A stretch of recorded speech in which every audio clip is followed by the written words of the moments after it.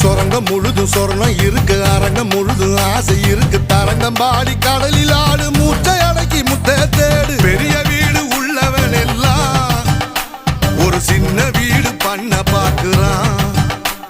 ஏசர கடிச்சி சாஞ்ச